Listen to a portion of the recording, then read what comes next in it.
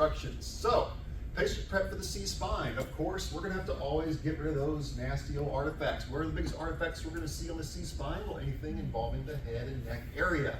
Those earrings, guys, even the little tiny little studs, you got to get those earrings out of the patient's ears because they will show up on your x-rays quite badly.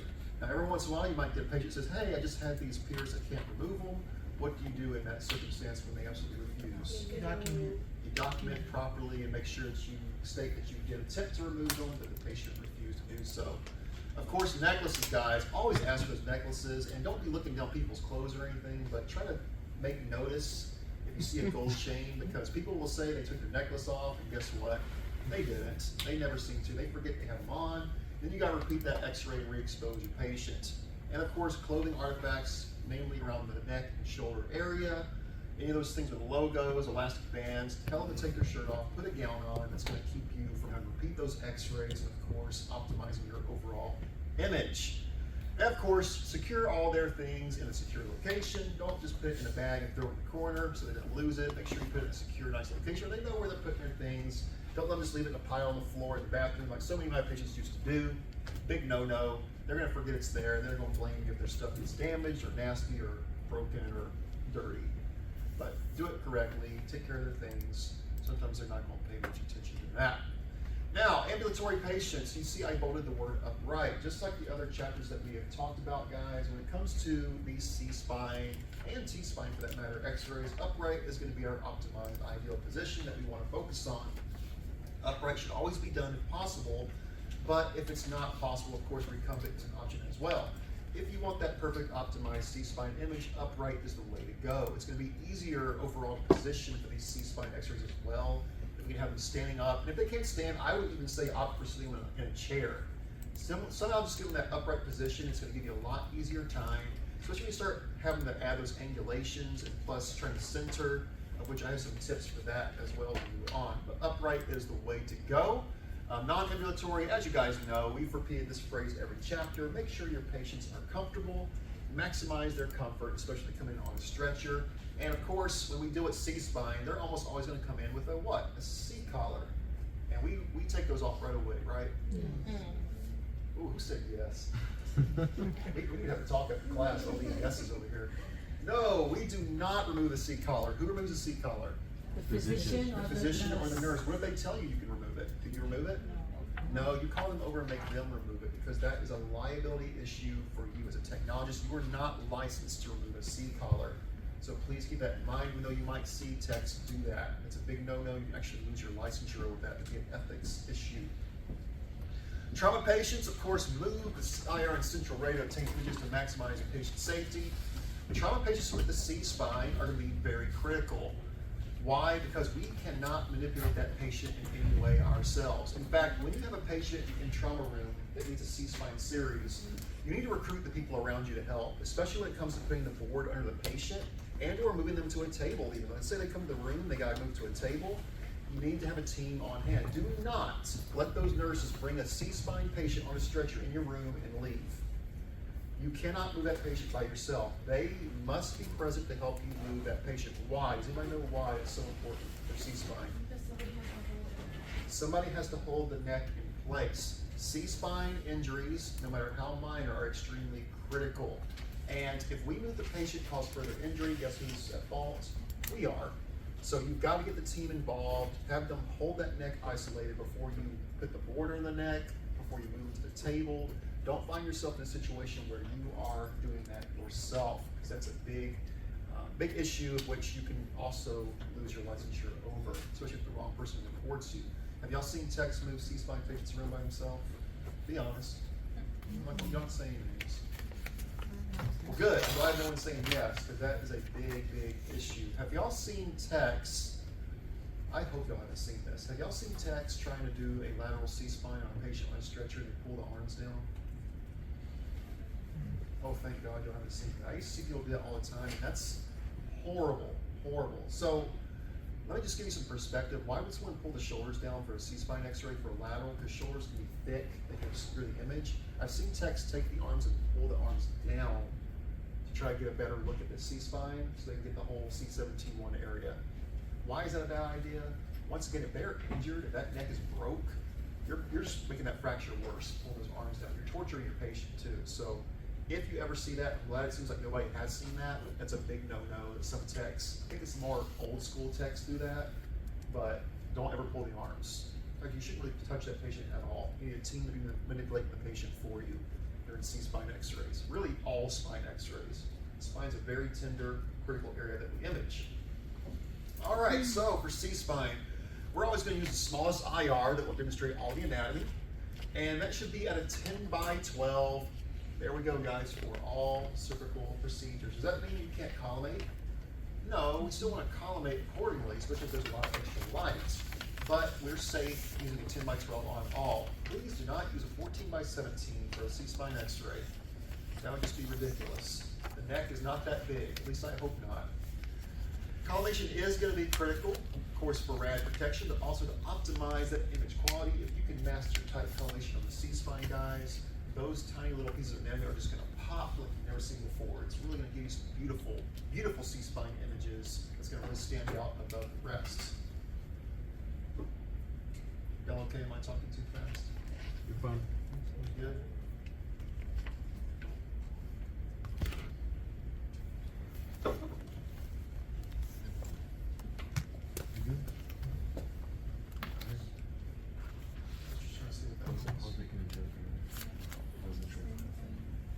White chocolate mocha? Yeah. Pretty good stuff. Vanilla. All right, ID markers, guys.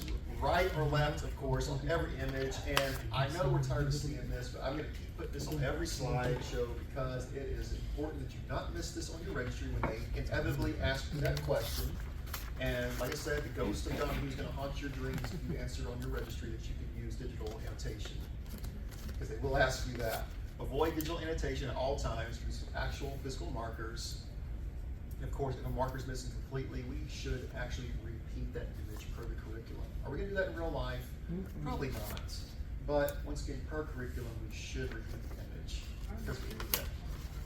Y'all do have big markers. The ones I had in school were a lot smaller than those. Use the corner or the edges, it's fine. As long as you can see the marker, even if it's slightly collimated off, you're good. Yes? Often images though require us to be able to identify who shot the image, or even with the marker. So if we shot a finger but sort of clipped our own marker, we should use that as our optimal. No, for a finger you still can because the collimation is so tight, you're not going to be able to get all the letters on there. It's just not practical. There are a few exceptions here and there, but if possible, yeah, you want to try to get all the letters on there. But you're allowed to fudge it a little bit. All right, rad protection, of course, guys. Use that closed collimation. Don't leave it open, like so many techs in this organization love to say. Just leave it open. Don't they still say that? Just leave it open. Don't leave it open. Don't open it up. Don't do IC work. Terrible, absolutely terrible. Even though it's going away, and I keep saying this every slideshow as well, gonad shielding should still be used for now. And I keep saying that because you're probably going to see some presentations at TSRT that start talking about how these are all starting to go away. But until we get the actual official word, we're still using rad protection with the shielding. And of course, optimal technique factors. Okay, so respiration. This is something that is good to write down, especially those of you who have trouble remembering the respiratory instructions. For most of our C-spine essential projections, we're going to go ahead and suspend that respiration. A few examples, the lateral Grandy technique, which we'll discuss here in a little bit. We're going to suspend after full expiration for the purpose of depressing the shoulders. Bless you.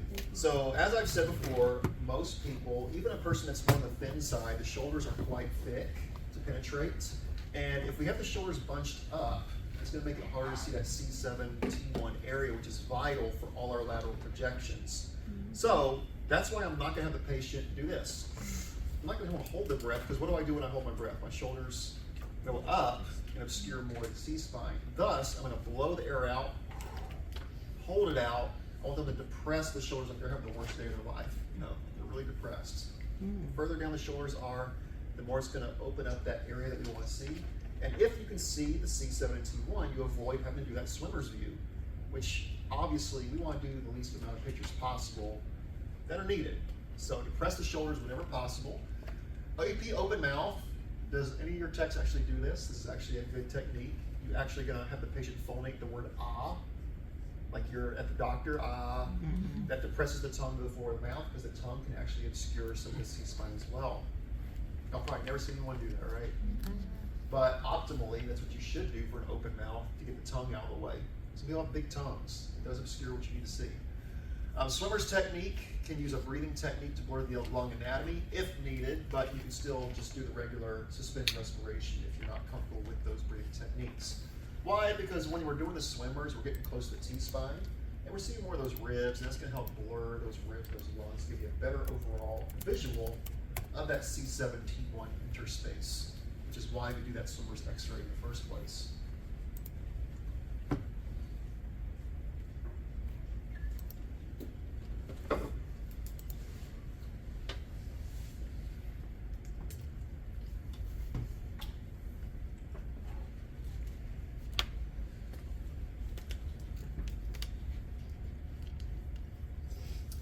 So let's talk about the actual C-spine positioning. And we got quite a few to go through here, guys. Most of these, if I'm not mistaken, you guys are doing in lab, so most of these should look very familiar. And here we go, guys. We're gonna start with one of my favorites, the AP Fuchs for the dens. We're gonna talk about the AP open mouth for C1 and C2, the AP axial, the lateral, also called the Grandy method, and then our lateral hyperflexion, hyperextension. We do have more than this, by the way. This is not all of them. We have quite a few to go through here. So that's our essential projection of the C-spine. Then we have all our wonderful obliques. We have our AP axial obliques, the RPO and LPO specifically. Then we have our PA axial obliques, the REO and the LAO specifically. And then for those circumstances where we need to see that C7-T1 interspace, we have a good old reliable lateral swimmer's technique. And because we deal with a lot of broad-shouldered people, we almost always end up having to do that swimmer's. At least your tech should be, because you never want to send a C-spine series if you cannot see that C7-T1 interspace. Otherwise, those doctors are going to send them right back to you. You're going to have to re-expose the patient anyway. They must see that C7-T1 interspace. By the way, you can put a star on the AP axial obliques because that's the ones that we ideally tend to do over the PA axial.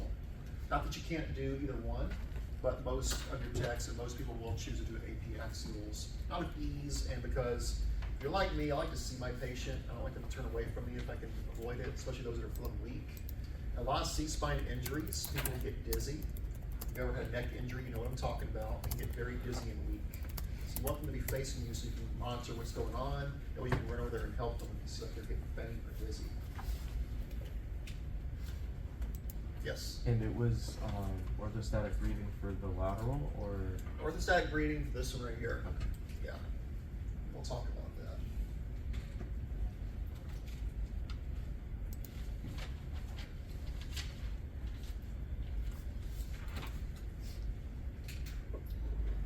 These are the ones right here that people hate, because the capstone, I'll tell you what everyone always forgets on capstone, because if you draw this for capstone, you do have to do obliques.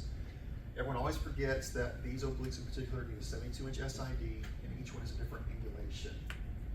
Like we have a cephalic angulation for the AP axials, called that for the PA axials. Something people often forget. It's the ones people don't want to draw during lab, typically. If you drive to your lab, do you have to do all four of them? No, just one of them. Okay, let's start with the AP DENS, also called the Fuchs method. That is pronounced Fuchs, by the way. I already stated that. Make sure you say it correctly. Don't offend anybody in clinic. Why do we do this? So we're going a little backwards here. We're going in the order of the book, but the Fuchs should only be done if you fail to obtain the DENS on the AP open mouth projection. So I probably should put the AP open mouth first, but I'm trying to go in the order of the book here. But once again, you're not going to do this by routine. This is only done if the tip of the DENS is cut off during that open mouth projection.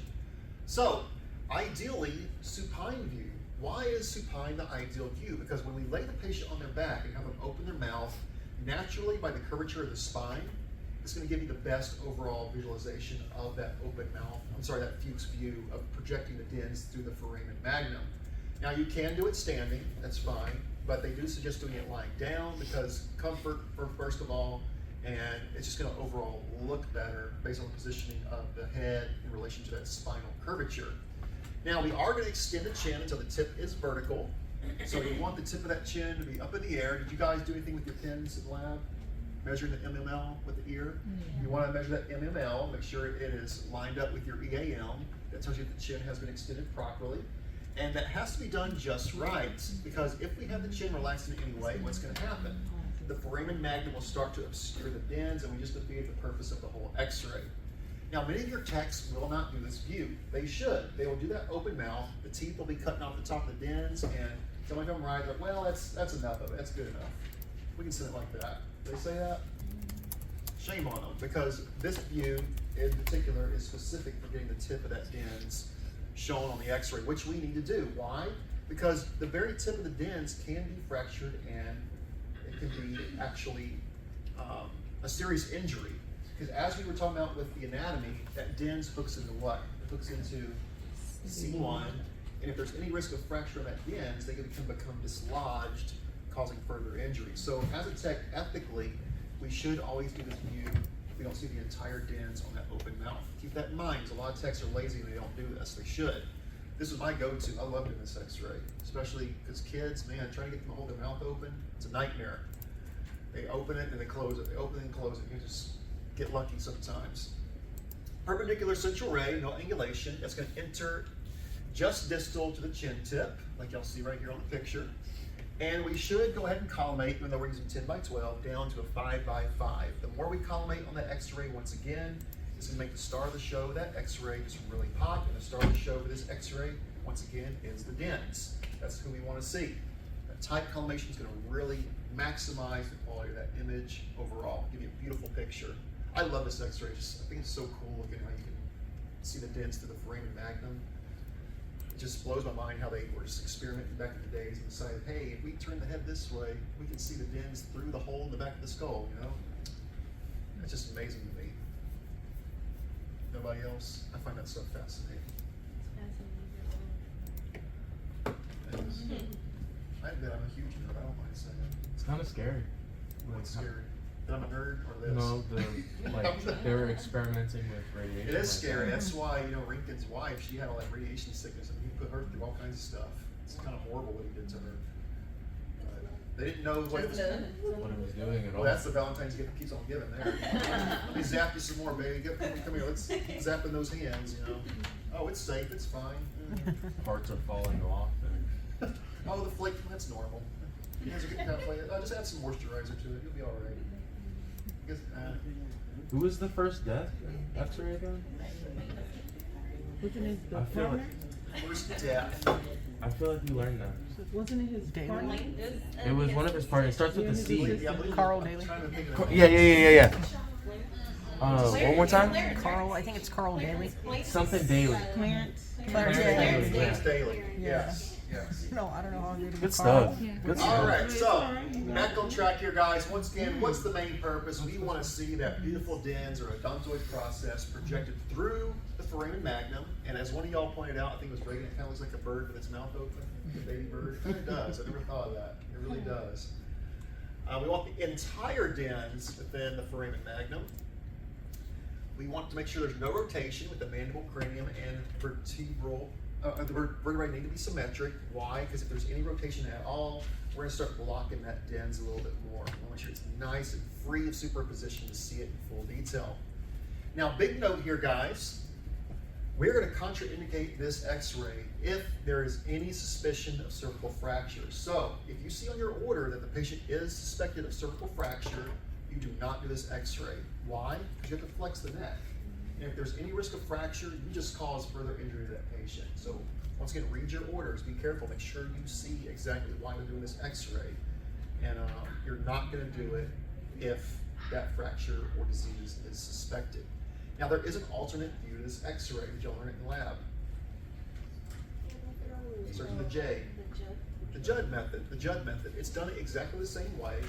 The only difference is we're gonna have the patient face the bucky and put the chin on the bucky. We're gonna do it exactly the same, just an alternative way if it's more convenient or it's a comfort thing for the patient. It would be the Judd method. So, great question. The alternative to the Fuchs would be the Judd method.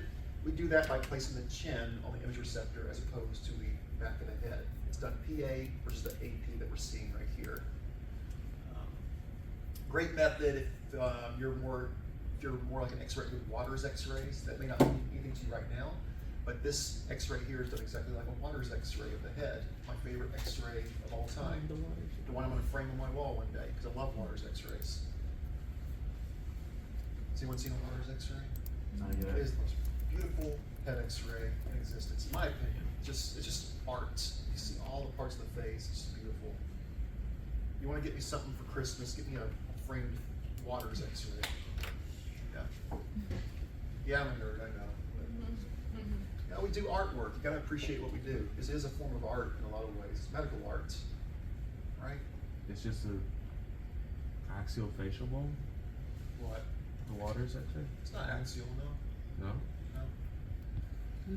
All right, so like I said, we're moving a little backwards. So now we're going to talk about the AP-C1-C2 open mouth method. Everyone's favorite X-ray on the planet Earth. I say that very sarcastically because most techs hate doing these, but very vital because we need to be able to see those open zygapophyseals. So let me go back for a second. You might be saying, "Hey, Mr. Donahue, you know this Fuchs method shows the dens great. Why don't we just do this every time? Wouldn't that be easier?" Did anyone think that? Nobody? I used to think that. Yes. I asked Mr. Fung. He said it because of some kind of lateral mass came. He is correct, but even further than that, the reason we don't just do Fuchs as opposed to open mouth is because open mouth, although it shows the dens, we also got to see the lateral masses and the zygapophyseals of C1 and C2. We got to make sure that those have not been compromised or fractured. So that's why we also do the open mouth, because that's a part of the overall exam. Now, once again, yes? What was the breathing for the Just gym? suspend respiration, I'm sorry. Just stop breathing. Suspend respiration. So for the AP C1, C2 open mouth, the optimal patient position, once again, will be supine. For comfort, plus because of the curvature of the spine, if we have the patient open their mouth when they're flat on their back, it will naturally put the occlusal plane perpendicular to the IR. A little bit harder to do if we're standing up. Now, you can't do it standing up, but this is the easiest way to do it, especially if they're in a C-collar. In a C-collar, the head is in the exact perfect position. You get this almost every time without the teeth obstructing the dens. We're going to get to that. I have it bolded right here. A very important term to remember. I just had that on the seniors practice registry. So we're going to adjust the head to the line from the lower edge of the upper incisors. You know what the incisors are? Your two little vampire teeth in the front are sharp. I always call them vampire teeth because they're sharp. That's your incisors. There's going to be a line from those to the mastoid processes behind your ear, behind and below your ear. Can you all feel those? If you draw a straight line from the incisors to the mastoid processes, that is what we call our occlusal plane. Occlusal plane. That must be perpendicular to the IR, and that's what this picture here that's a little bit pixelated, I'm sorry, bad spatial resolution. We want it to be a nice straight line to the IR. Now, optimally, most patients on average, if we get this just right, we will see that odontoid fully in view without being obstructed by the teeth, plus the open zygapophyseals, plus the lateral masses on those vertebrae. But as we know, that can be quite difficult, and not every patient is designed the same. Some people have big teeth. They just do. I don't care how good you position it, those big teeth are going to get in the way. So that's why we do that Fuchs view as well. And as I said before, hey, grandma and grandpa with those false teeth, they're your best friends. Hey, if you have any suspicion, no, don't ask if they have false teeth. If they don't, that'd be embarrassing. Hey, do you have false teeth? You might offend somebody, but if you can tell, They a lot of times you can tell, hey, if you have, and actually the best way to do that is like, do you have any artifacts in your face, like false teeth or anything like that? That's the way you can approach it. If they do, remove the partial plate, remove the false teeth, and you got a clear shot, man. You can't miss it. It's great. I love those on grandma and grandpas. I'm in, where am I? I'm an outpatient, and one of the techs, she took the, never need a place to hold them. You got I fake just teeth? know. and the lady, They're gonna need a place to hold them. They're gonna put them on Oh, your yeah. counter, man. I'm Get like, some I'm good. napkins, fold it up, put a little wipe Bad underneath patient it. care, bad communication techniques. Now, also, guys, keep in mind we do need to open the mouth as wide as possible. You get those people that just do this. They're standing Now, you there. want them to open wide. Go like let me look down your throat wide. I know it's embarrassing, but that is important because if they do this, Open your mouth like you. yeah, open your mouth like you mean it. Like this, it's just gonna. You're not gonna be able to see, guys. Your teeth are gonna get in the way. You know, act like you're a doctor with a tongue depressor. Tongue depressor, and you're saying, let me see those tonsils. You know, yeah, it's very important. And lab, do that too, guys. By the way, if you give a partial open mouth, you're gonna lose points. Yes. I have a quick question. So is the SID 30? For this one, Yeah. no. The SID is 40 for this one. Okay. Yes. Perpendicular suture ray, guys, is going to enter at the midpoint of the open mouth. So you might be saying, well, what's the midpoint? Well, you know how your lips come together on the sides right here, the crease? That's what we're talking about, guys. Or if you want to use their uvula in the back of their throat, if they're really going for you, put that target right in the back of their throat. On that, you know what the uvula is that hangs down? Mm-hmm. That's your central point right there. Cardi B. Can't miss it. All right, and respiration, we're gonna have the patient hold that mouth open. This is not gonna be suspended respiration on this one. Put a big star on this because it's a great point that you might miss on your test. We do not suspend respiration. Why? Because actually, ideally, we need them to phonate the word You need them to say You keep saying It's gonna be very awkward. Keep saying keep going you know, until I push the button. Very important to make sure that mouth is nice and wide open to get those teeth out of the way, guys. Now, one thing I didn't mention, that occlusal plane, another reason you want that to be perpendicular is not just because of the teeth, but what else can get in the way? That occipital bone, which is a very thick bone in the skull. And if we have that head curved the wrong way, the occipital bone will obscure everything we can see as well. So, two factors to keep in mind there when we're getting that occlusal plane nice and perpendicular. Teeth and occipital bone. Shaheen, you had a question? Yes, sir. When you sing you're expiring, sir. You are, but you're not suspending it. Yeah, you're phonating the word That's the this is the unique X-ray. The only X-ray in existence where you have to do that, guys. It's the only one that's going to have that breathing instruction, saying It's like the opposite of orthostatic breathing. In a sense, yeah. Whenever you asked what's breathing instruction, it was saying Yeah. Phonate the word Keyword is Oh, this is phonate. called. Phonate's no way to say vocalize. All right, field radiation, guys, 5x5. We're still using 10x12 set, but we're going to culminate down to 5x5 because if you leave that open, guys, you're going to get the whole face on there. You don't need all that. Remember who the star of the show is here. Just C1, C2. That's all we want to see. So you culminate just to that open mouth area, guys. That's about at a 5x5. So we all have big mouths. You know, you might have to open up a little bit more, but you know, use your best judgment. All right, so what are we looking at? Of course, atlas and axis. Another word for what, guys? C1 and C2. What else do we want to see? Ideally, the entire dens, the atlas, the axis, the articulations between the first and second C vertebrae. That's another way of saying the zygapophyseal joints that we see right here. Those two. And the entire articular surfaces or lateral masses of the atlas and the axis. That's what we see on the sides here and here and here. So all this is the star of our show. Now this is a perfect open mouth. We see the entire tip. We see the zygapophyseals. We see the masses of C1. We see the masses of C2. This is how we want it to look. And you can see how wide this patient's mouth is here. Yes? If there was a partial opening in the mouth, just imagine, look how these teeth would start coming down, would be obscuring what we want to see. And we gotta expose them and get into that view. Now be careful, don't have them open their mouth so wide that you dislocate your jaw either. That'd be a bad situation. You know you can dislodge your mandible, right? If you open your mouth too wide. Just be careful of that, especially if they have a facial injury. That would be very painful. No one's ever dislocated their jaw before? Yes. Or had locked jaw?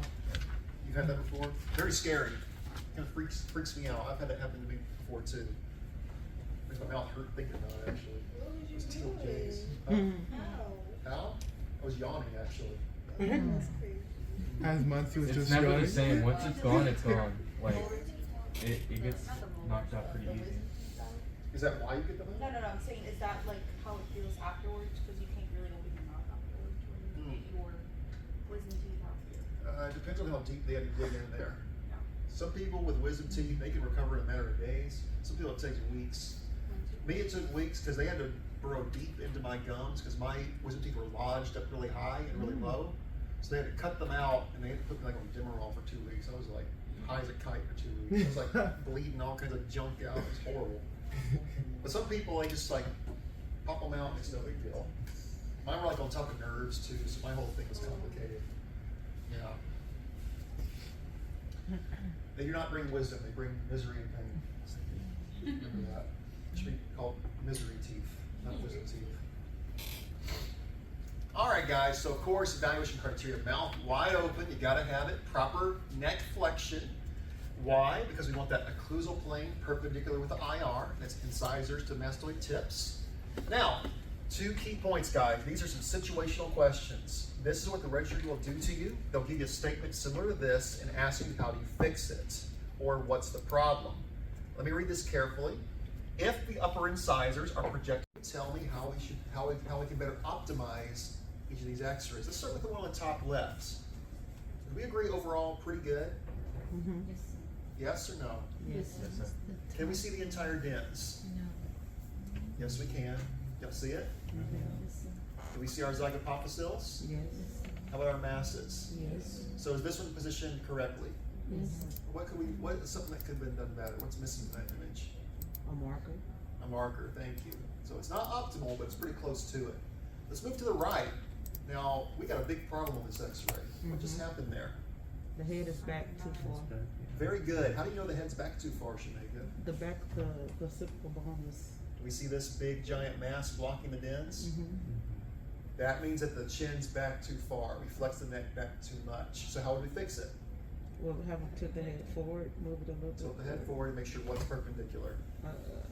The Occlusal plane. yes. Occlusal plane. Yeah, There I you can go. think of the name. The occlusal plane, that's the area from that's the line from the incisors to the mastoid tips. Now, have y'all seen texts in this trash in like this?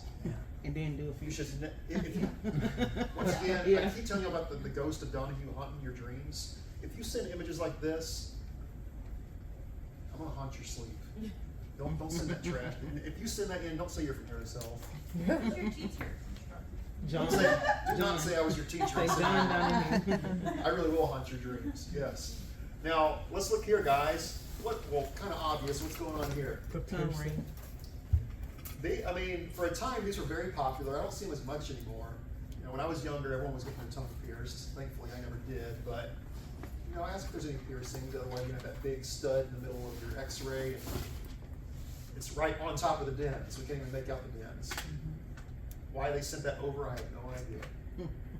They probably told them, oh, I just had it pierced, I can't remove it. Maybe had documentation to back it up. And now let's move over to the bottom right. What happened on this image? The teeth are obscuring the dens. Y'all see that? Closing the mouth. So what happened? What did we do? Mouth closed. It's not open wide We got enough. 2 things going on They've here. also rotated as well. It's not open wide Or enough. Mouth's not open wide enough, but also what could be the problem? Too much flexion, I It did what?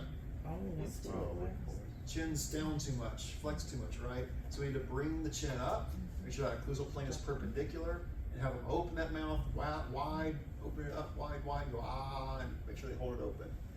Also, those are fillings if you want to know what that white stuff is. That's what teeth fillings look like on an x-ray. That's just showing you, once again, what we're trying to see. There's our dens, there's our zygopophicils, the masses. Now, here's an example of not everyone's anatomy is created the same, guys. Look how large this dens is. Go back a second. Those are pretty normal size. This one's very long. So even though overall, probably pretty good positioning, we're going to do the fuchs just because the patient has a very long dens. That does happen sometimes. And once again, there's just that ideal look right there on the right. All right, AP axial C-spine.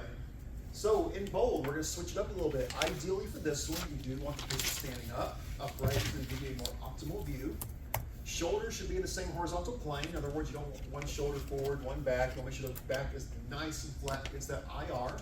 MSP aligned with the long axis of the IR. And we're going to extend the chin very similar Well, actually, the exact same way as we just did the open mouth, guys. We're not gonna open the mouth, but we're gonna extend the chin to put the occlusal plane perpendicular to the tabletop or the IR. That is very ideal for this x-ray because for the same reasoning, if we overextend or underextend the chin, it's gonna cover up some of those vertebrae we wanna see on the C-spine. We have a particular number of vertebrae we do want to see on this x-ray. So be very careful. It's ideal that you extend that chin correctly and get that occlusal plane perpendicular.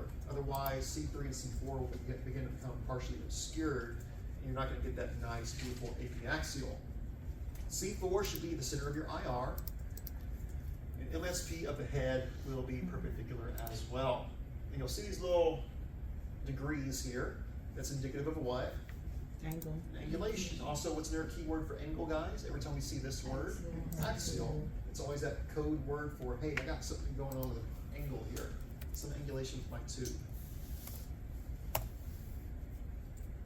do appreciate that super tight collimation on that x-ray. Now, one little trick on this one that works pretty good, unless your patient has really big ears, is if you're having trouble finding C4, one thing you can do is if you leave your collimation open at 10 by 12 and you put the top of the IR at the top of the ears, typically, not every time, but typically almost average people, that'll be right on your C4 area. It's a little trick that I learned over the years that you can do. Doesn't work every time, but it's about 90% of the time. You're having trouble finding C4. And that's what they kind of did right there, guys. Top of the IR, just grazing the top of the ears.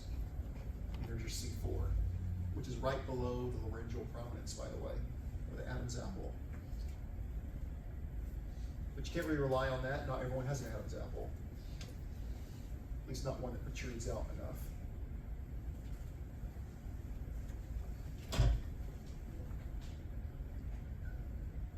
Now I'll tell you one of your biggest arch enemies here, guys, is making sure that we're having that correct SID, because we're going from lateral to apiaxial. Lateral 72, apiaxial is 40, and vice versa. Making sure you have that right SID, but also when we angle cephalic, making sure we line up that IR properly. If you're like me, that was my arch nemesis in school. My Achilles heel was lining up my IR every time I angled the tube. For some reason, as a student, I just always screwed that up. I could get everything else spot on, but that stupid angled tube, lining up that IR, always was my nemesis. Anybody else? Is that just me? That's my, you don't want to admit it? I'm admitting it. That was my big arch enemy. Always had trouble lining up the tube. Don't let that get you. Hey, we can be honest in here. I don't judge. You good? We all have our strengths and weaknesses. I forget about moving the bodies. Well, I'm sorry. I guess you're also elite and awesome. They have all the same again. That's what I was saying. I was like, fuck it, I'll do it for a day. The set, but not the IR. You're saying something is gonna be above I'm taking like a that line? No, you're still going to align to the IR because that's where your cassette centering is. Unless the tube has some Talking about off centering with You're it. talking about, cause since I felt through it here, there was like a little thing. Unless that- Oh, yeah, cause at the, over there with the Unless that cassette, he was like, particular- don't do it, you have to go by the little ball, right? Over there Yes, at Thomas I Street. think that's what That you're That's must what you're be- thinking That of. must be unique to that bucket. Yeah. Yeah, in general though, you If want to you always move line up it to the out, IR. aligning to that, but not the. I know what he's talking about. Yeah. Yeah. So some Yeah. tubes, guys, some tubes, the actual tray is not exactly lined up with the actual Bucky crosshair. And you have to offset it a little bit. But in general, as a rule, line up to the actual Bucky, guys. That's what you want to do. And the SID is not 40, right? The SID, It's 40. even though he says 40, but technically it's not 40. It's like 42. Oh, right, because of the angle, correct. But we're still going to say 40. Yes. All right, set your ray, guys. We are angling the tube. Big one here. We are directing it through C4 at 15 to 20 degrees cephalic. And cephalic means towards the head, towards the head. That's going to enter slightly inferior to the most prominent point of the thyroid, also called the Adam's apple or the laryngeal prominence. But if you have trouble finding that, once again, my little trick, top of the IR at the top of the ears, typically you'll be right on that C4 area if you have the chin extended correctly as well. Your radiation field, guys, 10 by 12, 10 inches and 1 inch beyond the skin line on the sides. Fancy way of saying, guys, you can leave it open up and down. So it's 10 by 12. You can leave it open, but go ahead and collimate horizontally to match the neck. Don't leave it wide open with all that light on the side of the neck. You want to collimate into the neck.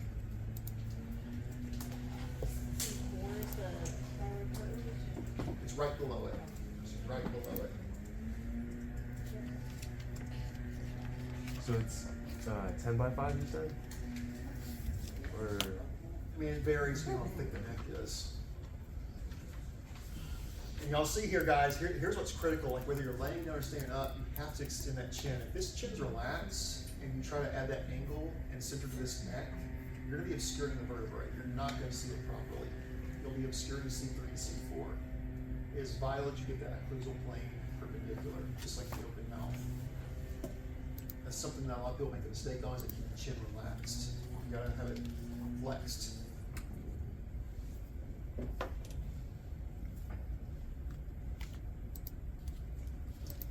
All right, so what do we want to see? The lower 5. You'll notice it says only the lower 5. Do y'all remember why when we discussed the anatomy? Why are we only focused on the lower 5? To work behind the occipital. Correct. C1 and C2 are obscured by the occipital and mandible, which we see right here. It's all that white area. We're not going to see C1 and C2 on this x-ray. It's a great thing to write down. We're only going to see C3 through C5, and ideally, we're also going to see the upper 2 or 3 T vertebrae, which is that entire area. We're also going to see the interpediculate spaces. Well, that's a fun word. Interpediculate. Add that to your vocabulary. Like, show off your tech. Hey, I don't see any interpediculate spaces on that C-spine. They look at you like you're crazy. You probably don't remember what that is. That's the spaces between the pedicles, by the way, guys. We also want superimposed transverse and articular processes and our intervertebral disc spaces.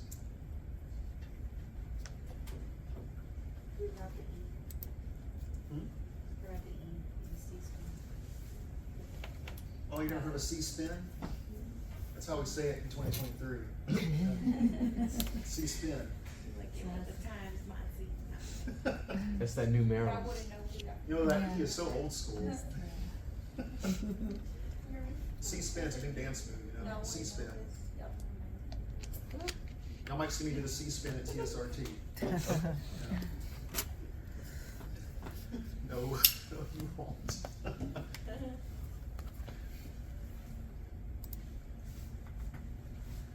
your girls ever put bows in your hair? Yes. My youngest especially. She put bows all over my head 2 weeks ago, actually. She said Daddy wasn't pretty enough, so. Tell her daddy made her. Or helped at least.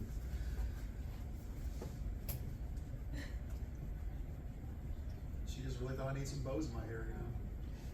Did she do your nails too? And your toes? Is that where you draw a line? They haven't done that yet, but I'm sure that's coming soon too.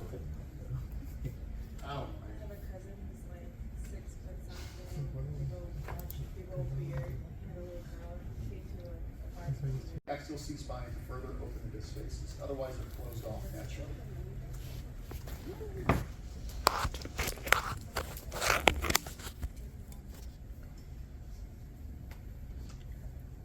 And you also notice, I mean, it makes the neck look really long. Our necks aren't actually that long. We don't have giraffe necks like that. When we add angles, we elongate. Remember, it elongates the parts. Yeah. We feed the giraffes at the zoo. It's pretty cool too. You feed the giraffes at our zoo. Uh-huh. That was never a thing. Yeah, you pay $7 for lettuce. Oh, really? It's an expensive lettuce, but it's fun. Oh, I didn't know that. All right, guys. So more evaluation criteria. We do want to make sure the spinous processes, these areas in the middle, are equidistant to the pedicles. That tells us that the head is straight, that we're not turning the neck at all. We also want the mandibular angles and the mastoid processes, if we can see them, equidistant to the vertebrae. Once again, that confirms that the head has not been rotated.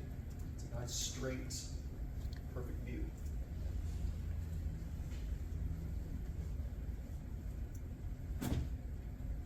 And we will do our first break at this point. We're gonna take a break, guys. 2 slides. Come back at comfort and beauty of the x-ray. Now, unfortunately, many of our patients, especially those in trauma, are going to come in on a backboard and upright would not be achievable. We have to do a cross table C. You may notice on your comp list that cross table C is one of your comps. It's It's one of the ones that a lot of people don't get to the last minute because I don't know if it's fear of doing it or they just don't come in a lot, but people tend to have trouble getting that cross table seat. That is a comp that you have to obtain, and we're going to do that when they cannot stand up naturally. But if they can, you want to go ahead and stand them up because it's going to give you an overall better image. Now, whether we're lying them down or standing them up, that's going to be a 72-inch SID. Please keep that in mind. The reason being, the shoulder is going to create OID between the neck and the IR. There's going to be some magnification going on there. Close the door, if you don't mind. A little loud out there. Cody walking in sleep. Right before the door closes. Wait! About a Denise Miller, and then Karen told me, she goes, if you need it, we can make it happen. They can. Need it, I guess. They can. And then I said, Where the okay, well, I cops need live. it, she goes, okay, the next day, that's what Mary said. But when What we're about gonna his? get- Oh, never mind. They can make cross table seats happen too. Victoria makes it happen, right? Should For be them. known for everybody, that way whoever is going to outpatient, they can get it there. Yeah, so if you're going to Random word. outpatient, the Denilius Miller is a mandatory. At least at LBJ, she said that they can make it, like if you need a hip x-ray, she can make it into a Denilius Miller. Mary was saying that she can make this happen. Yeah, so. Yes, Jen? Question? I was gonna ask if, like, how is they specified on the ART that this was mandatory? How would they specify Mhm. it? I'm not sure what you mean. So there is a cross table horizontal beam and then a lateral spine. They're under the same like section. Would those be two separate, like, let's say you get A cross table seat is a lateral spine. They're synonymous terms. could you also do? Visualizing that. A little trick you can do. You also still do want the chin elevated and the mandible protruded on this x-ray. Why? If I have the head just slumped over, my mandible actually might begin obscuring some of my teeth, my C-spine. So you want it up, out of the way, protrude as much as possible. It's going to give you an overall better lateral image. The more I'm looking at those, the more I want one. Yeah. They look really good. Look, I did half and half on mine. We won't look. That sugar doesn't count.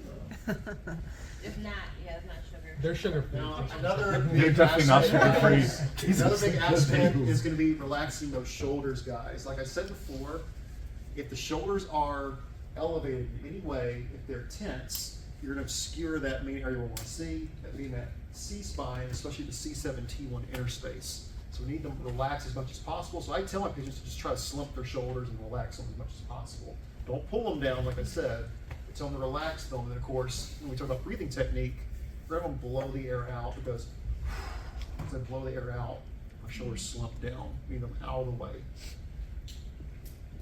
All right, so it's going to be a horizontal and perpendicular central ray directed at C4.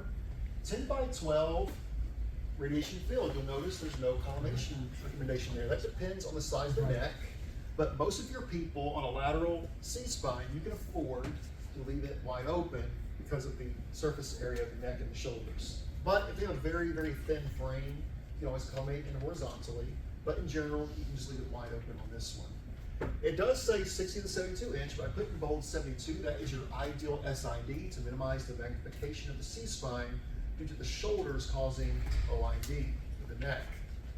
And like I said, we're going to suspend that respiration at the end of full expiration to obtain maximum depression of the shoulders to get them out of that C7-T1 interspace.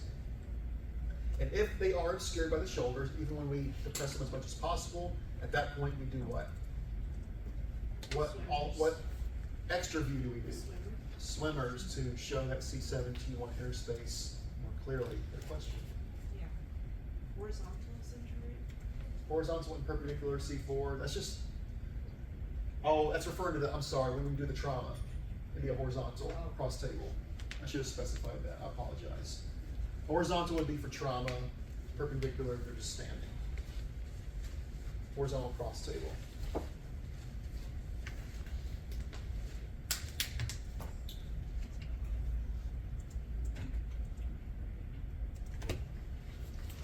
So you can see they did that trick right there, guys. Basically talking the light at the top of the ears. And that'll usually get you pretty close to that C4 area if you're having trouble centering on that one. So is that for all perpendicular, non-axial spectrum? You can do it for the apiaxial too, tip of the ears. apex, and it works about 90% of the time. Someone has like really long ears, it's gonna throw you off, obviously. But your average ear size, it works pretty well. So all C-spine. I would say mainly your laterals and your APs, AP axials. The obliques, a little different. Yeah, but you're gonna know where we're really centering at a little bit. That's because you have to eyeball it a little bit, unfortunately on this one, but that's why I said if you're having trouble, that little trick works almost every time with the ears. That's what I used to do, that's what they taught us in school. All right, so what are we looking at? Of course, the cervical bodies in profile and the intervertebral disc spaces. You also want to see the lower 5 zygapophyseal joints. Lower 5 zygapophyseal joints. Not that we won't see the other ones, but that's the ideal ones we want to see. And of course, the spinous processes in profile. It's a lateral view, thus we're looking at them in profile.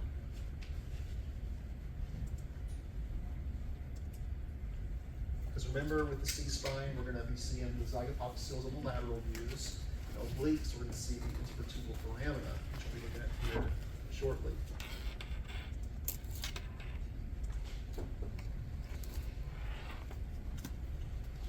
On the registry, are they gonna use like the method? They may. Like not put that like. They very well may. That's why I always, if there's more than one name, I always make sure to put them on there. Yeah, they get tricky like that, unfortunately. It's kind of evil if you ask me, but just always remember they're in it for the money, so we gotta beat them at their own game.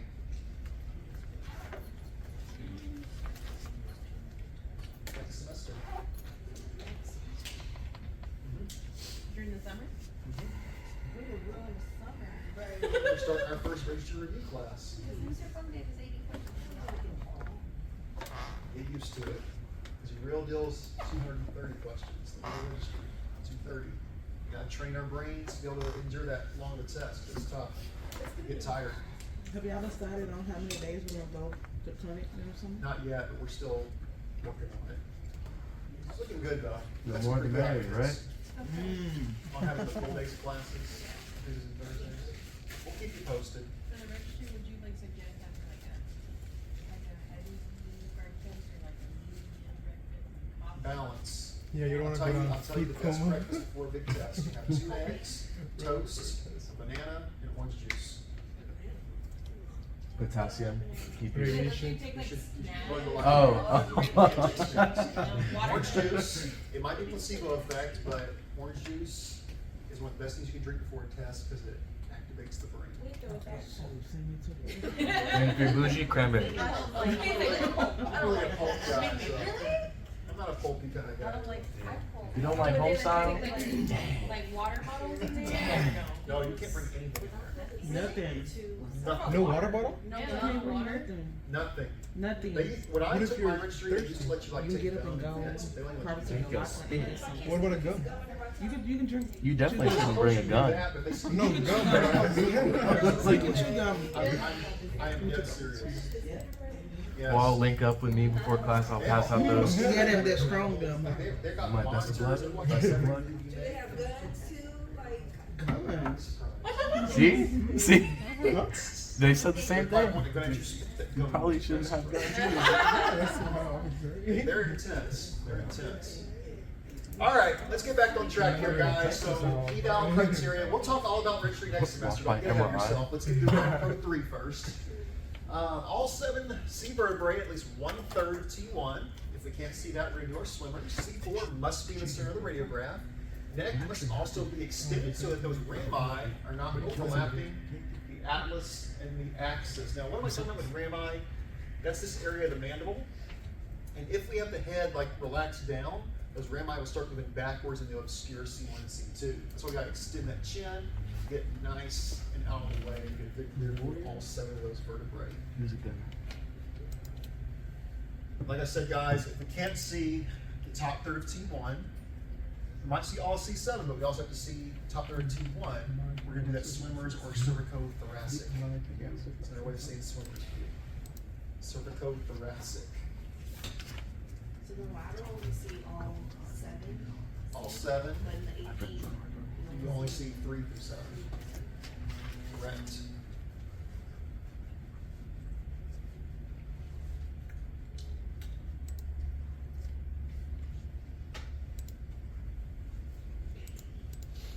So you'll see a lot of techs get excited, like, oh yay, I got the C7, we're good. No, but you missed T1. They often forget that you have to have C7 and T1 for that to be an optimal lateral C spine. Otherwise, you should do the swimmers. Huh? So Third. is that where you can see everything? Just barely, yeah. It's a little hard to see on this screen, but if you look on your TV monitors, you can make it out pretty good down there. That is right.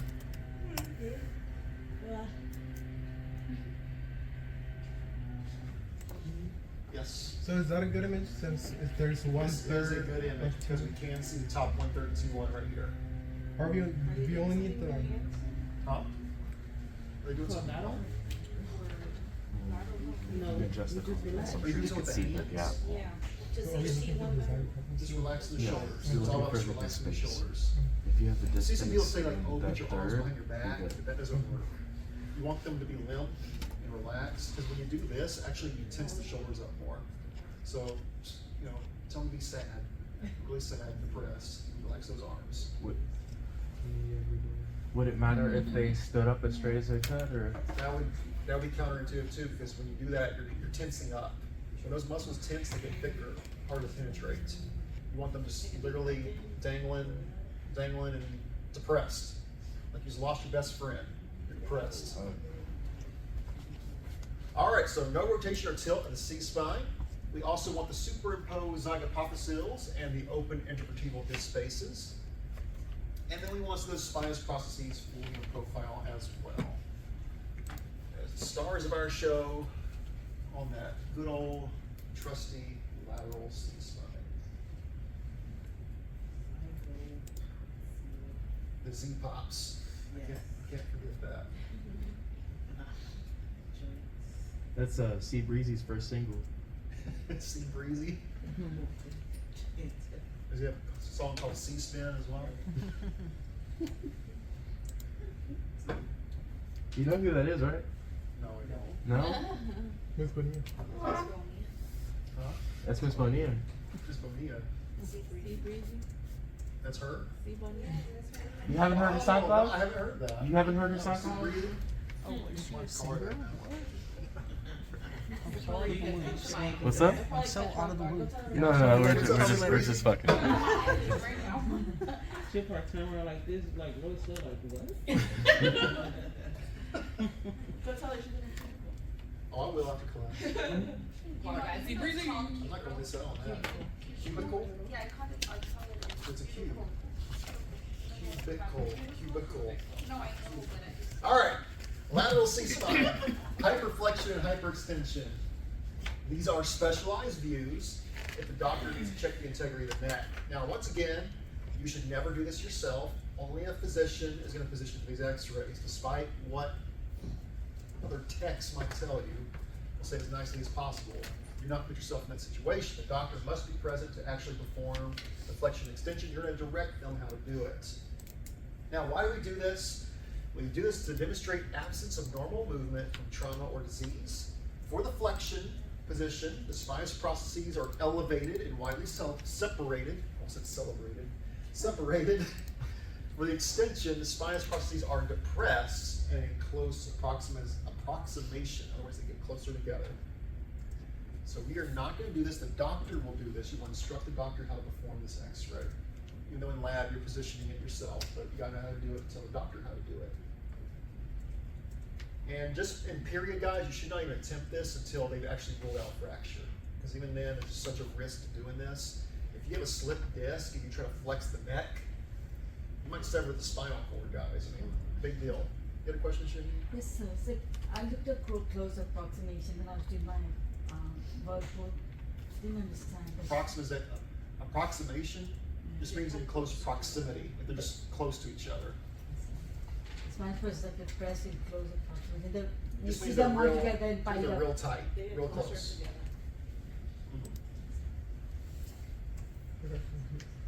What's up? Okay, so once again, upright, seated or standing, upright will be ideal. You're not gonna do this in laying They down. missed it. Whatever they Why? said, they missed it. Well, wouldn't really be possible to flex the neck back in extreme flexion if they're laying on the back. You're just gonna Arc your back. have a hard time to arc your back. So this must be upright, seated, or standing. It's the only way you're gonna do this x-ray. So the position is actually gonna be the same for the lateral. In fact, what you should always do for this one is position for a regular lateral first, and then simply manipulate the neck into whatever position you're looking for. Hyperextension, we're gonna have the patient elevate the chin and relax the head as far back as possible. So hyperextension is the one down here. Hyperflexion, they're gonna drop their head down and draw that chin as close to the chest as possible. So extension, we're moving the head back. Flexion, we're moving the head forward. Let's make sure you know which is which. People often get those confused. So, Yes. in that case, like in the top picture, you're going towards the shoulder a little bit, right? A little bit. So, would you have to increase like your PVP? You would. So anything with a lateral C is going to be a pretty high technique because you're having to penetrate the shoulders as well. It's 72-ish. This is also 72-inch SID. Yes. To mitigate the magnification for OID. How do you know how much to increase the technique? Because I just see them and they just. And just like I said, you really won't learn that till you become a tech and get used to the actual equipment that you're using daily. You just learn to eyeball it, get used to it. Because Karen tried to explain it to me, but like I understood what she was saying, but it just didn't like stick, or I didn't really understand why. You'll understand more when you graduate. It's all about using a room consistently because there's so many variances between brands, rooms, hospitals, and every single location is going to use different techniques. Yeah. All right, so horizontal and perpendicular central ray, guys. Horizontal, once again, if there's a trauma case, which you probably should use anyway for trauma. Horizontal and perpendicular C4, 10 by 12, and I should have bolded that 72-inch SID is optimal for this X-ray to reduce the OID and magnification factors of the neck. Deflection and extensions.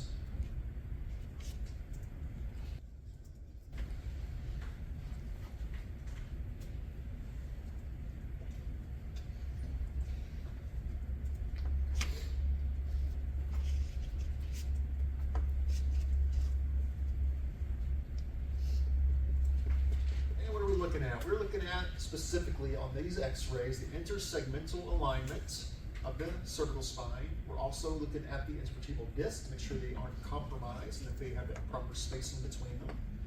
And we're also going to see those zygapophyseal joints opening and closing depending on the flexion versus extension. When we flex, the zygapophyseals open up more, as you can see right here. When we extend, they close off a little bit more.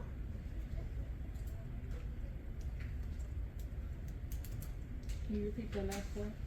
So whenever we flex the neck for hyperflexion, the zygapophyseals will open up a little bit more. And when we extend the neck, they're going to close off a little bit more. Thank you.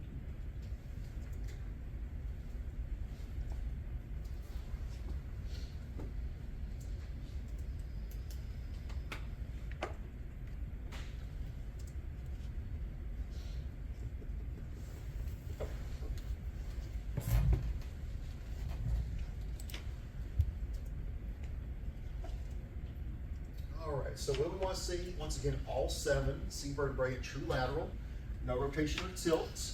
We need those zygapophyseals to be open, as well as the disc spacing, depending if we're doing flexion versus extension. We also want those rami to be superimposed because we don't want them in the way. Same principle for a lateral. Those rami will actually obscure the vertebrae if we don't have the head and neck in the correct position. And spinous prostheses, since we're still in a lateral, they should still be shown in profile. Nice and long in a side lateral view.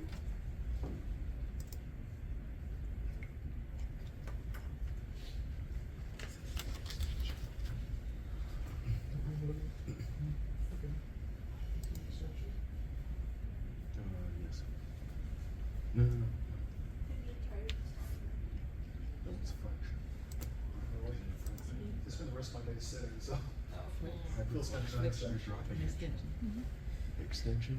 think you're extending. Yeah, flexion or this is an closing exercise it this off. weekend though, my legs are a little sore. Think about it.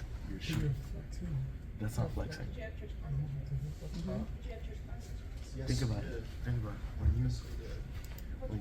flex, it gets gripped. Usually from 10 to Right. 12. Like you grip, you're About the length of gripping, cross you're class. closing it off, you're flexing all of this. All right. When you So this is going to talk about each one individually, what we're looking at, guys. So for hyperflexion, head is forward. Body of the mandible will be almost vertical if it's normal. All 7 processes in profile, they're going to be elevated and widely separated. We're talking about the spinous processes here. Elevated, in other words, they're pointing up, and that nice separation between each one of those spinous processes. That's for your hyperflexion lateral. 1, 2, 3, 4, 5, 6, and 7. So T1 is not really of interest on this because we're requiring that on the regular lateral. They're usually do a normal C-spine series alongside this if they order it. Why did they put the arrow in addition to the marker? Because that's showing that the head's tilting forward, flexing. Watch the next one is going to have it the opposite direction. Direction of the head. Okay. That way, if that radiologist just is like, what am I looking at? It helps them. And after they work an 80-hour week, they often say that. What am I even looking at anymore? What is this? You work 80 hours a week. I don't know, I think it's really dangerous if they work that many hours. I feel like Yeah. it's so easy to overlook stuff. Especially if you're looking at a screen for that long. That's How do you- probably how do why you not they didn't miss get it? much. It's probably Don't radiologists. Yeah, they work 80-hour weeks. Yeah. I remember there was this radiologist that I used to work with overnight. She was young, she was a resident, and I would walk in her office in the middle of the night to ask her about approval of like a trauma fluoro or something. She'd be like sleeping on the floor. Just sleeping on the floor. She had like a pallet with a pillow. I think, well, that's just a great image. Like, I'd be like, Dr. So-and-so. What's he doing already? Oh. Yeah, we can approve that. Come wake me up in 30 more minutes. Yeah. Yeah. All right, hyperextension, body of the mandible is also almost horizontal if it's normal, and we're going to see all 7 processes in profile. This time they're going to be depressed and closely spaced together. So opposite of deflection, spinous processes all kind of squished together a little bit more in this view.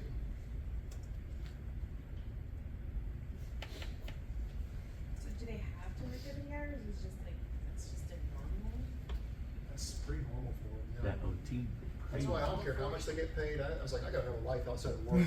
How do you even have a quality of life working that many hours? I don't see how you could. You couldn't have a family, or you couldn't have a happy family doing that. At least I don't think so. You never see your wife, your kids, you wouldn't see anybody. You're living at the hospital. Yeah, I guess if you're so attached to your family, but like there's people that like don't care to have maybe it's those, Maybe so.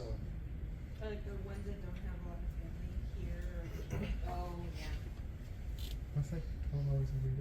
Nearly 12 hours a just week. sounds sad. Yeah, it sounds depressing. Well, you know, radiologists are some of the most depressed physicians, right? Really? The number 1 most depressed physician is an anesthesiologist. I think radiologists are second on the list. And as far as suicides go, anesthesiologists commit suicide the most, and radiologists are second on that too. Why is that? Yeah. Well, anesthesiologists, because Pressure. believe it or not, anesthesiologists make a lot of mistakes and actually kill a lot of people. The ones that do anesthesia. You have to pay Ones that for do insurance anesthesia. and stuff, don't And they? apparently, I mean, as you can imagine, I guess after so many times screwing up, it can screw up your head. Radiologists, it's mostly due to depression, working in a dark area for 80 hours a week, looking at images and having no life. We're PRN. We are. PRN radiologists. Yeah, like, I'm not. All right, so after that depressing note, we're talking about depressing shoulders, so might as well tell depressing stories.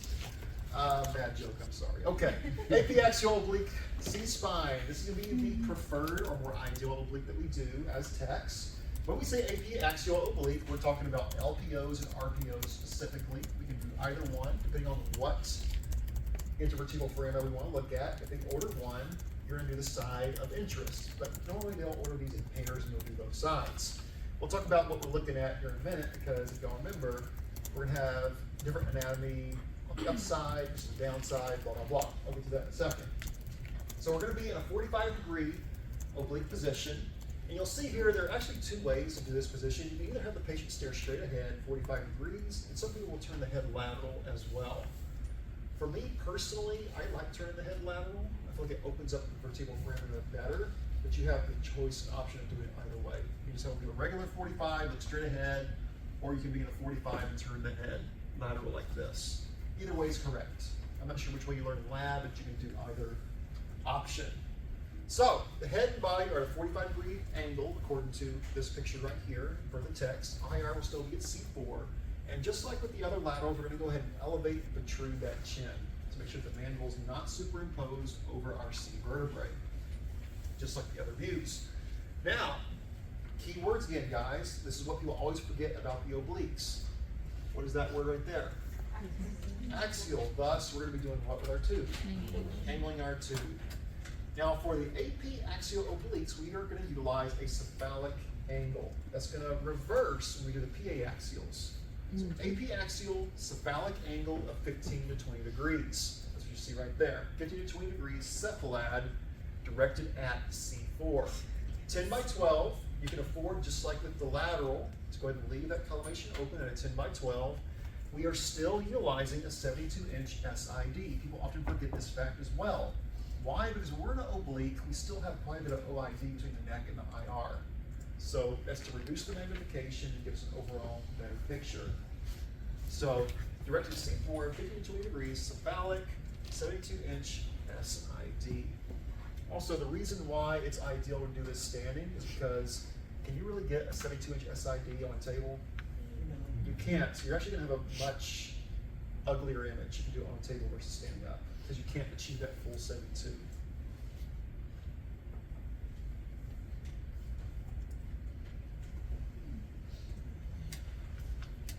That's really uncomfortable with me.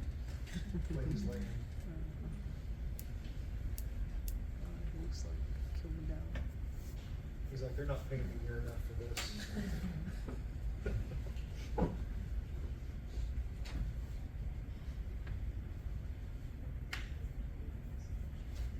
Huh? I feel like this has been like the longest lecture. It's the same length of time at every lecture. No, I know, but it's just.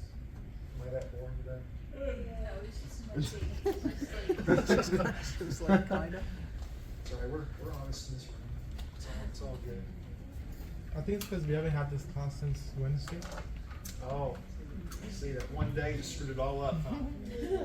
All right, guys, big star on this. This is what people always forget, and the registry loves to ask this exact question right here, guys. Every person in the past 2 years has gotten this as a question on the registry. For AP axial obliques, we are looking at the foramina and pedicles farthest from the IR. In other words, we're looking at the upside. Thus, if I'm in an LPO position, I am looking at the foramina and pedicles of the right side. If I'm in an RPO, I am looking at the pedicles and foramina of the left side. So AP axial, even though I'm putting a side down, my area of focus is the elevated or the upside. Please put a big star on that, guys. They're asking that question every year. Got a question, Jay? So the foramina that are on this patient's left side are superimposed in the body? Foramina right here. No, but the other side. So, not the side of interest. I'm just saying, like, There's only, so you look straight through both foramina, but because that's, so you're looking straight through both sets of foramina, but I'm trying to say this correctly, you're only looking at the one side aspect. Does that make sense? You're looking straight through, I can only see like the right borders of it, okay. so to speak. So then I guess my question should have been, what are those dots in the vertebral bodies? Yes, sir. Transverse processes. That's what those, okay. Mhm.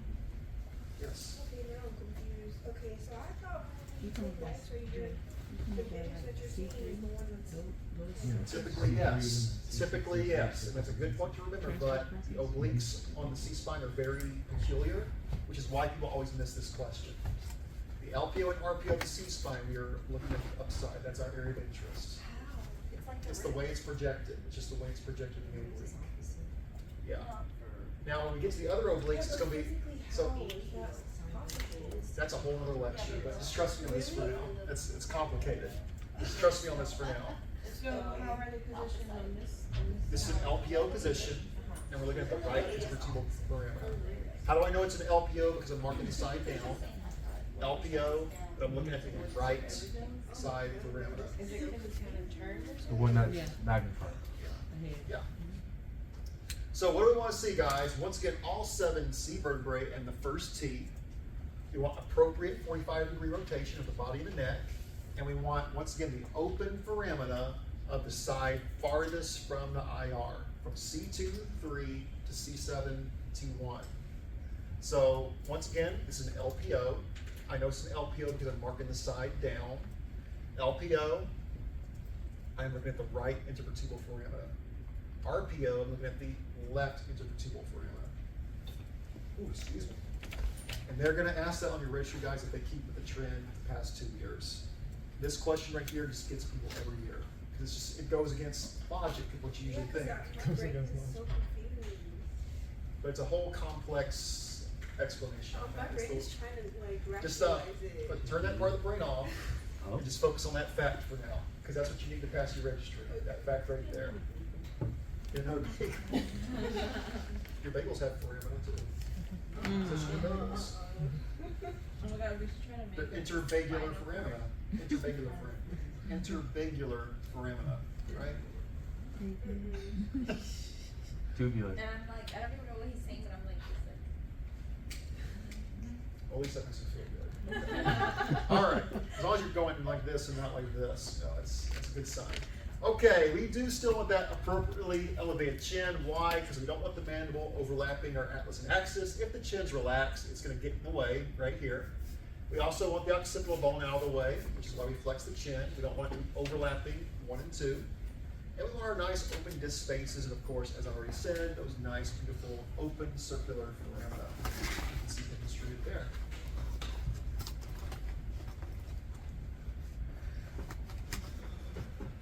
Now hold your horses. Hold on to your horses, because we're about to reverse everything. We're going to inverse these next obliques, as obliques typically do. So this would be a great opportunity to make yourself a little chart of what we're looking at. So here we go. PA axial. We are still going to preferably be upright. Everything's going to be exactly the same. We're just going to be PA, and we're going to change our angulation direction, guys. AP axial, we have a 15 to 20 degree cephalic angle. PA axial, we have a 15 to 20 caudal angle. So we're going to go down towards the feet. Everything else as far as positioning, very similar. We're still 45 degrees, C-spine in the center. We're at the level of C4. Chin is still elevated and protruded for the exact same reasons. But we're changing the direction of our tube.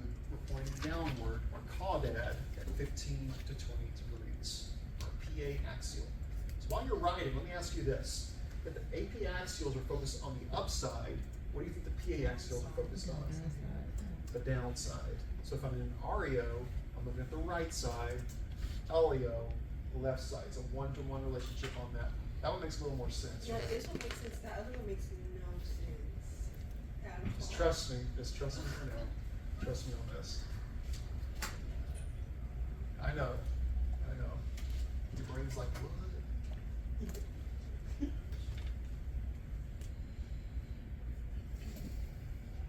What messes me up is because the ribs is the opposite. I know. The human body just gets really funky going from ribs to neck. That's why I say if you can make yourself a little chart, guys, it's going to help you so much on those obliques. There's so many little variances. It's been how that anatomy sits in the body. Isn't the, when we did like the chest, our obliques are kind of similar to the rib obliques, and we just think that this is like opposite. Basically. All right, so there we go, guys. We're directing that CR still at C4, 15 to 20 degrees. Caudad, please don't put cephalic for these. Caudad, 10 by 12, and we're still utilizing that 72-inch SID, which is why that upright is preferred. 72 inches to reduce the magnification and mitigate that OID issue.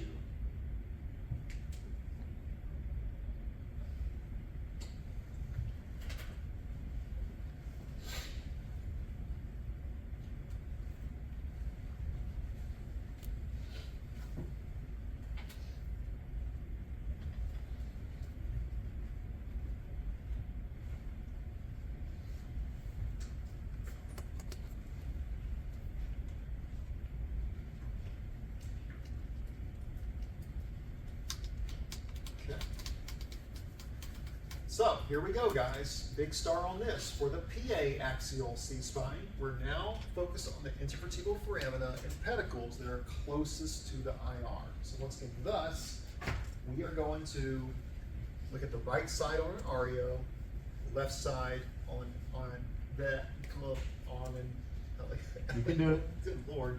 Left side on LAO. Stuttering all over the place here.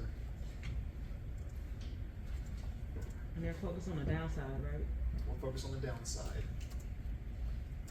So depressing. So closest to the iron? We're now looking at the structures closest to the IR, namely the foramina and the pedicles. Still want to see all 7 C vertebrae in the first T. We want appropriate rotation to make sure we're opening those foramina closest to the IR. C2 to 3, C7 to T1 specifically.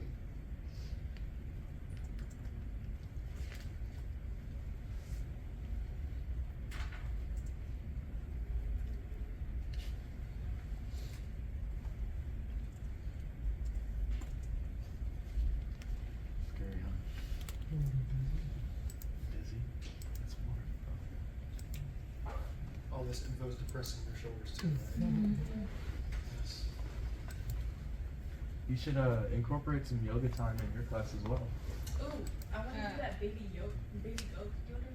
When you like do yoga and they bring on the baby goats. You know what I'm talking about? I have no idea. On like Instagram and stuff. Yeah, it's like Yeah. yoga, but then they And like they poop release a on bunch of baby goats.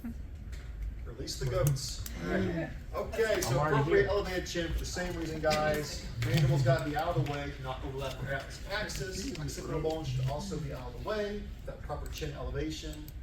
And we have our open spaces, open foramina, and our usual detail. We have done some yoga in the senior class because of 3-hour class. The yoga? So we incorporated some yoga in senior class because of 3-hour class. The yoga class is 3 hours. Yeah. Oh, no, That's- it's that's what it incorporated says. yoga. Oh. It's a 3-hour class, Tuesdays and Thursdays. So I'm doing yoga for 3 Wait, hours. wait. We'll break up the lecture and the testing and do some yoga in class. No. To help everyone, What kind of yoga? No, not testing. whatever Jalen comes up with, he usually leads it for everybody. Jalen's our personal trainer, so. You still have a broken foot or whatever? No, he just sprained it. He said it's broke, he's just being dramatic. He wouldn't be in clinic if it was broke. With the boot. I was in clinic with broken toes. All right, our last position, guys. We made it. The last position on C-spine. And we just have a few T-spine, but we'll talk about those on Wednesday. All right, so big point. Why do we do this? When we cannot visualize C7 and upper T on the lateral projection. Otherwise, we are not going to perform this exam. That's the only reason we're ever going to do this, but it's quite common because most people have very big, broad shoulders. Patient should preferably, once again, be upright, seated or standing, a true lateral, but it can be done lying down if need be. I hate doing these laying down, by the way. These are very difficult to do laying down. Standing up will be a lot easier. Arm positioning is very vital to this position. If you do not have the arms correct, it's not going to look right. What I'm talking about? Well, side close to the IR, that arm should be elevated and out of the way. Arm that's not touching the IR, you want to be relaxed and reaching behind, or relaxed as much as possible if they can't reach behind. That will move the humeral heads out of the way to get a better view of C7 and T1 specifically.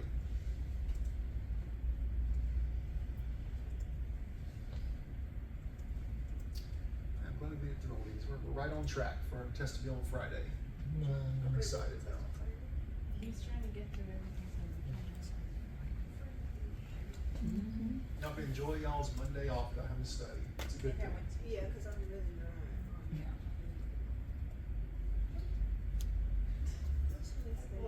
All right, so like I said, guys, the arm close to the IR. We're gonna move it. We're gonna elevate the arm. If they're standing, you can just put it on top of their head, like you see in the picture here. We're gonna depress the shoulder farthest from the IR, but preferably have them reach behind. It'll actually get it more out of the way. Head and body in true lateral, and that C7 T1 interspace in the center. In the center. So basically, where you want to put your crosshair, I actually move my crosshair a little bit differently than this. You know where your shoulder kind of forms a natural angle right here?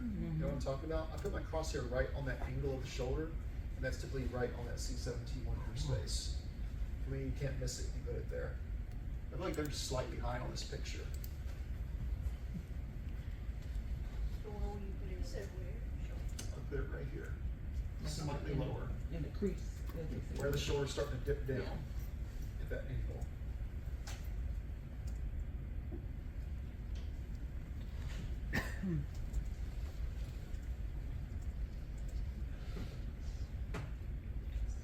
Okay, so since your ray is perpendicular to C7T1, now if the shoulder cannot be depressed at all, let's say you're able to move one arm up, they just cannot move that other arm because they're just hurt too bad, you have the option of adding a 3 to 5 degree caudate angle. That's only if they cannot move their arm.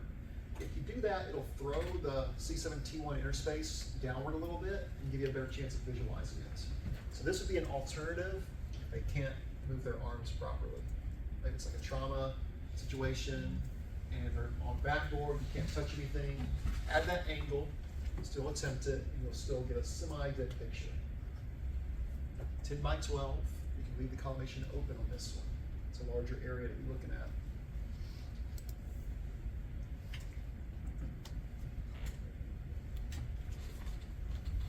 In my opinion, if they can get on a table like this and get in this position, there's nothing wrong with their neck. They're fine. I'm just saying. There have been patients that I've seen that it is hard for them to get on that table. Like they go in for CT and L spine. Yeah.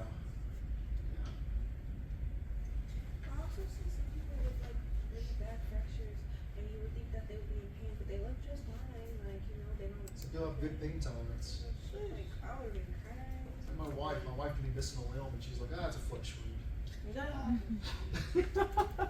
Literally. Sorry, I'm thinking of Monty Python. The Yeah. night. Tis but a yeah, wound. yeah. That was a Monty Python reference. I'm glad somebody got that. Great movie, really stupid, but great movie. Okay, what are we looking at, guys? Well, there we go. The cervicothoracic vertebrae between the shoulders. That's specifically the C7T1 interspace. So that's C7 right there. There's T1. We're looking at this interspace junction right here. Usually that clavicle will be somewhat in the way, but that's okay. We can't avoid that. We want adequate X-ray penetration. We achieve that by making sure the arms are moved properly out of the way. And of course, balance that with a very high technique. This is a very high technique exam. Use a lot of mass on this one. You're going to the shoulders. Humeral heads should be minimally superimposed. We achieve that by moving the arms once again. And that way we can visualize everything we want to see, namely this spot right here, C7T1 interspace. And they usually don't look this pretty. They're like a garbled mess. But you see why we move the arm up? See how high the humerus is? If it's relaxed, it's going to be right in the area we want to see. And here we have a happy clavicle and a very sad clavicle. That's my last bit of joke of the day. I'm sorry. That's all I got. We made it.